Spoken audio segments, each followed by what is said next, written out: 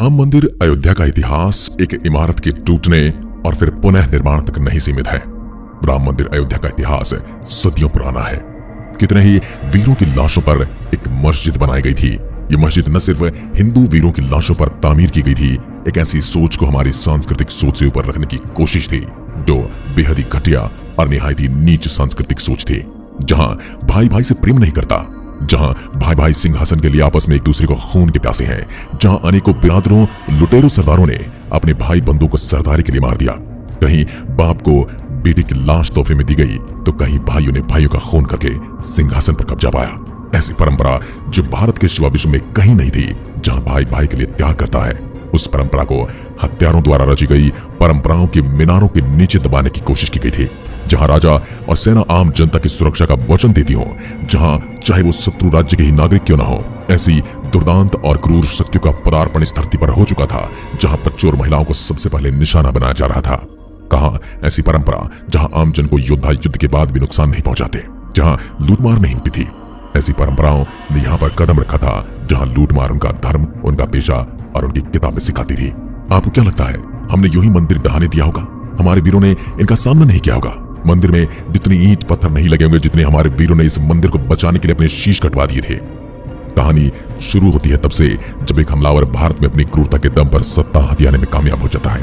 दरअसल मकसद तो भारत में इसी परंपरा का प्रचार और विस्तार करना था, जहां किसी की जान लेने के लिए उसका मूर्ति पूजक होना ही काफी था, जहां किसी के अपराधों को सिर्फ इसलिए क्षमा कर दिया जाता है कि वह उनके मजहब का है, और वहां किसी निर्दोष को सिर्फ इसलिए मार देना काफी है कि वह उनके मजहब का नहीं है।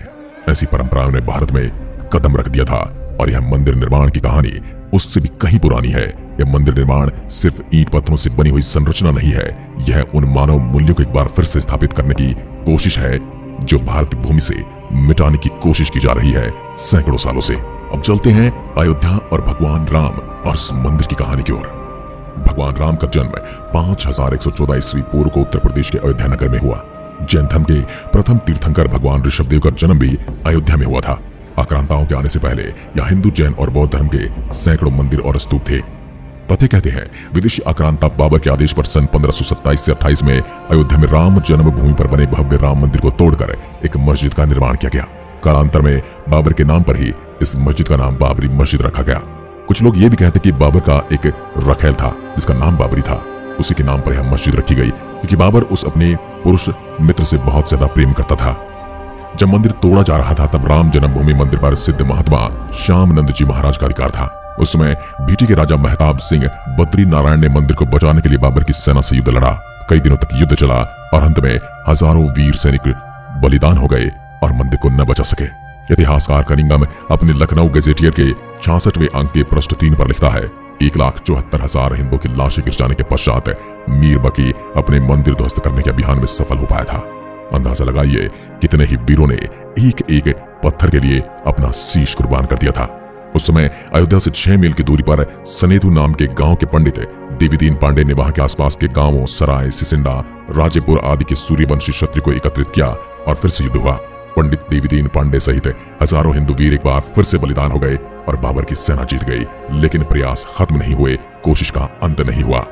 पांडे जी की मृत्यु के 15 दिन बाद हंसवर के महाराजा रणविजय सिंह ने सिर्फ हजारों सैनिकों के साथ मीरबाकी की विशाल और शस्त्रों से सुसज्जित सेना से रामलला को मुक्त कराने के लिए आक्रमण किया, लेकिन महाराज सहित जन्मभूमि के रक्षार्थ सभी वीरगति को प्राप्त हो गए। महाराजा रणविजय सिंह की पत्नी रानी जयराज कुमारी हंसावर ने अपने पति की वीरगति के बाद स्वयं जन्मभूमि की रक्षा के लिए कार्य को आगे बढ़ाने का बीड़ा उठाया और 3000 नारियों की सेना लेकर उन्होंने जन्मभूमि पर हमला बोल दिया और हुमायूं के समय तक उन्होंने छापामार युद्ध जारी रखा। स्वामी महेश्वरानंद जी ने सन्यासियों की सेना बनाई। रानी जयराज कुमारी हंसावर के नेतृत्व में यह युद्ध चलता रहा, लेकिन हुमायूं की शाही सेना ने इस युद्ध में स्वामी महेश्वरानंद और रानी जयराज कुमारी लड़ते हुए अपनी बची हुई सेना के साथ बलिदान हो गई और जन्मभूमि पर पुनः मुगलों का अधिकार हो गया। मुगल शासक अकबर के काल में शाही सेना हर दिन के इन युद्धों से कमजोर हो रही थी। अतः अकबर ने बीरबल और टोडरमल के कहने पर खस की टाट से उस चबूतरे पर 3 फीट का एक छोटा सा मंदिर बनवा दिया। अकबर की इस कूटनीति से कुछ दिनों के लिए जन्मभूमि में रक्त नहीं बहा। यही क्रम शाहजहां के समय भी चलता रहा। फिर औरंगजेब के काल में भयंकर दमन चक्र चलाकर उत्तर भारत से हिंदू के संपूर्ण सफाई का संकल्प लिया गया। उसने लगभग 10 बार अयोध्या के मंदिरों को तोड़ने का अभियान चलाकर यहाँ के सभी प्रमुख मंदिरों और उनकी मूर्तियों को तोड़ डाला। औरंगजेब के समय में समर्थ गुरु श्री रामदास जी महाराज के शिष्य श्री वैष्णव दास जी ने जन्मभूमि की मुक्ति कराने के लिए 30 बार आक्रमण किए। नसीरुद्दीन हैदर के समय में मकरही के राजा के नेतृत्व में जन्मभूमि को पुनः अपने रूप में लाने के लिए हिंदुओं के 3 आक्रमण हुए, जिसमें बड़ी संख्या में हिंदू मारे गए। इस संग्राम में भीदी, हंसवर, मकरही, खजूरहट, दियारा, अमेठी और राजा गुरुदत्त सिंह आदि सम्मिलित थे। हारती हुई हिंदू सेना के साथ वीर चिमटाधारी साधुओं की सेना मिली और इस युद्ध में शाही सेना को हारना पड़ा और जन्मभूमि पर पुनः हिंदुओं का अधिकार हो गया। लेकिन कुछ दिनों के बाद विशाल शाही सेना ने पुनः जन्मभूमि पर अधिकार कर लिया और हजारों राम भक्तों का कत्लेआम मचा दिया। नवाब वाजिद अली शाह के समय में पुनः हिंदुओं ने राम जन्मभूमि के उद्धारार्थ आक्रमण किया। फैजाबाद गजेटियर में कनिंघम ने लिखा, इस संग्राम में बहुत ही भयंकर खून खराबा हुआ। 2 दिन और रात तक चलने वाले इस भयंकर युद्ध में सैकड़ों हिंदुओं के मारे जाने के बावजूद हिंदुओं ने श्री राम जन्मभूमि पर कब्जा कर लिया। एक बार फिर से हिंदुओं का अधिकार हो गया। इतिहासकार कनिंघम लिखता है कि अयोध्या का सबसे बड़ा हिंदू मुस्लिम बलवा था। हिंदुओं ने अपना सपना पूरा किया और औरंगजेब द्वारा विध्वंस किए हुए चबूतरे को फिर से वापस पाया। चबूतरे पर 3 फीट ऊंचे खस के टाट से एक छोटा सा मंदिर बना लिया, जिसमें पुनः रामलला की स्थापना की गई। लेकिन बाद के मुगल राजाओं ने इस पर पुनः अधिकार कर लिया। एक बार से फिर से ध्वस्त करने की कोशिशें चलती रही। यकीन मानिए, ये एक मंदिर का ढांचा नहीं था, ये पूरी संस्कृति के विध्वंस और पूरी सांस्कृतिक सुदृढ़ता की लड़ाई चल रही थी, जहां पर हिंदू अपनी संस्कृति की एक इंच को बचाने में जुटा हुआ था और मुगल और मुसलमान आक्रांता उनकी एक इंच को विध्वंस करने में लगे हुए थे। 1853 में हिंदुओं का यह आरोप था कि भगवान राम के मंदिर को तोड़कर मस्जिद का निर्माण हुआ। इस मुद्दे पर हिंदुओं और मुसलमानों के बीच पहली हिंसा हुई। इसके बाद सन 1857 की क्रांति में बहादुर शाह जफर के समय में बाबा रामचरण दास ने एक मौलवी आमिर अली के साथ जन्मभूमि के उद्धार का प्रयास किया। कुछ कट्टरपंथी मुस्लिमों को यह बात स्वीकार नहीं हुई और उनके विरोध के चलते 18 मार्च सन 1858 को कुबेर टेला स्थित एक इमली के पेड़ में दोनों को एक साथ अंग्रेजों ने फांसी पर लटका दिया। विवाद के चलते 1859 में ब्रिटिश शासकों ने विवादित स्थल पर बाड़ लगा दी और परिसर के भीतरी हिस्से में मुसलमानों और बाहरी हिस्से में हिंदुओं को प्रार्थना करने की अनुमति दे दी गई। 19 जनवरी 1885 को हिंदू महंत रघुवीर दास ने पहली बार इस मामले को फैजाबाद के न्यायाधीश पंडित हरिकिशन के सामने रखा था। इस मामले में कहा गया था कि मस्जिद की जगह पर मंदिर बनवाना चाहिए, क्योंकि वह स्थान प्रभु श्री राम का जन्म स्थान है। वर्ष 1947 में भारत सरकार ने मुसलमानों को विवादित स्थल से दूर रहने के आदेश दिए और मस्जिद के मुख्य द्वार पर ताला लगा दिया गया, जबकि हिंदू श्रद्धालुओं को एक अलग जगह से प्रवेश दिया जाता रहा। 1949 में भगवान राम की मूर्तियां मस्जिद में पाई गई। कहते हैं कुछ हिंदुओं ने ये मूर्तियां वहां रखवाई थी। मुसलमानों ने इस पर विरोध व्यक्त किया और दोनों पक्षों ने अदालत में मुकदमा दायर कर दिया। सरकार ने स्थल को विवादित घोषित करके ताला लगा दिया। 1984 में कुछ हिंदुओं ने विश्व हिंदू परिषद के नेतृत्व में भगवान राम के जन्मस्थल को मुक्त कराने और वहां राम मंदिर का निर्माण करने के लिए एक समिति का गठन किया।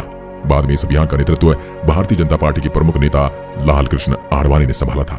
1986 में जिला मजिस्ट्रेट ने हिंदुओं को प्रार्थना करने के लिए विवादित मस्जिद के दरवाजे पर से ताला खोलने का आदेश दिया। मुसलमानों ने इसके विरोध में बाबरी मस्जिद संघर्ष समिति का गठन किया।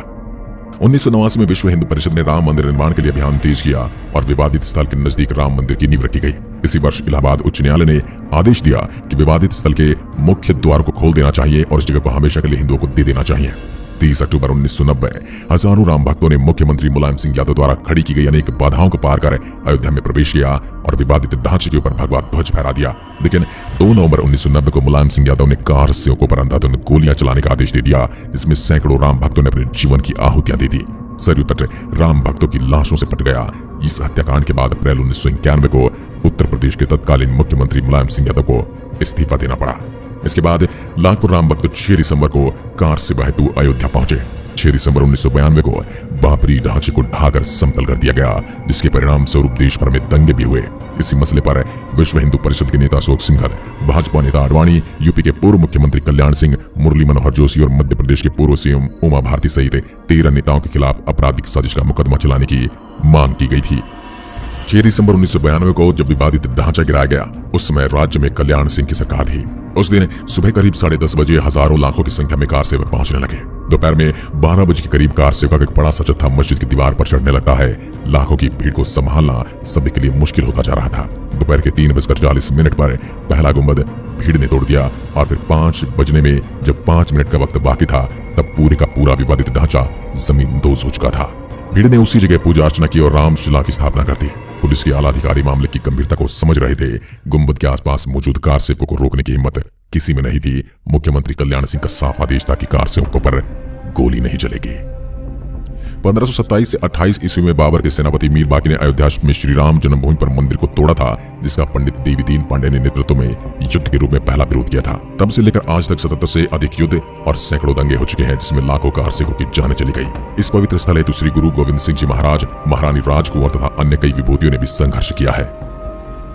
लेकिन इस लंबे संघर्ष के बाद आखिर वो दिन आ गया जब भारत में श्री राम मंदिर की नींव रखी गई और एक भव्य मंदिर का निर्माण हो रहा है। इस मंदिर में 22 जनवरी को रामलला की मूर्ति की प्राण प्रतिष्ठा की जाएगी और एक बार फिर से हिंदुओं और सनातनियों को उनका वह अधिकार वापस दिया जाएगा जिसकी प्रतीक्षा उन्होंने हजारों साल तक की है। आज की वीडियो में बस इतना ही। अगर वीडियो पसंद आई